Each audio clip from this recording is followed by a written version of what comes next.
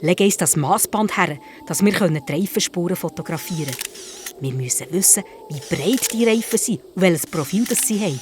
Und jetzt? Jetzt gehen wir in den Güterschuppen. An der Tür zum Güterschuppen war nur ein Vorhängeschloss als Absicherung und das hat Clara mit einem Draht und ein bisschen Rütteln sofort aufgebracht. Stockdunkel war es drinnen. Mit der Taschenlampe hat Clara auf einen staubigen Boden gezündet. Tatsächlich? Das sind mindestens 5 verschiedene Fußspuren. Alles Turnschuhe, denke ich. Sehr gut, Charlie. Also, Massband und Fotoapparat. Und zum Schluss müssen wir noch die eigenen Abdrücke fotografieren. Nicht, dass wir uns noch selber verfolgen. Clara hat gelächelt und den Rest vom Raum unter die Lupe genommen. Im Keller vom Güterschuppen hat sie dann einen Tisch mit Kerzen und Zündhölzchen, ein paar alte Stühle, Posters von Musikgruppen und viele leere Gockibüchsel gefunden. Aha, das könnte also der Bandentreffpunkt sein. Der wird jetzt auch protokolliert und gefüttert. Aber wie finden wir heraus, wer die anderen 3 Leute sind, neben dem Lars und dem Jörg? Das überlassen wir einem Experten. Es ist jetzt 11:45. Vielleicht ist er ja noch wach. Oder bist du etwa müde? Charlie reisst die Augen auf. Müde sein? Nie im Leben.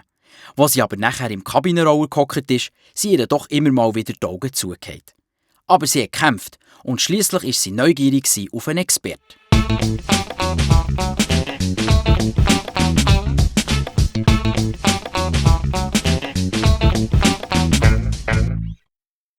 Nach 10 Minuten Fahrt stadtauswärts haben sie vor einem kleinen Häuschen mitten im Grünen am Waldrand angehalten. Wir haben Glück, es brennt noch Licht. Die Clara ist vor der Haustür geblieben stehen und hat eine kurze, aber gespässige Melodie gepfiffen. Und schon hat ein älterer Herr mit glatzen Türen aufgemacht.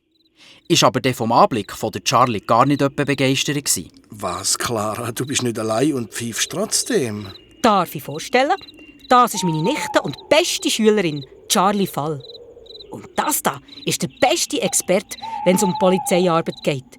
Er ist sogar noch aktiv bei der Polizei und außerdem ein uralter Freund von mir, der Herbert Lumme.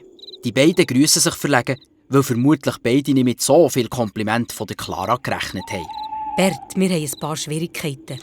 Auf diesem Film da sind Fuß- und Velospuren. Ich will alles wissen. Schuhgrösse, Marken, wie alt die Schuhe sind und wie schwer die Leute, die drinnen stecken. Einfach alles. Hast du die Spuren ausgemessen? Nein, das war meine Assistentin. Schau eins. Ich habe noch ein paar Fotos von den Räumen gemacht.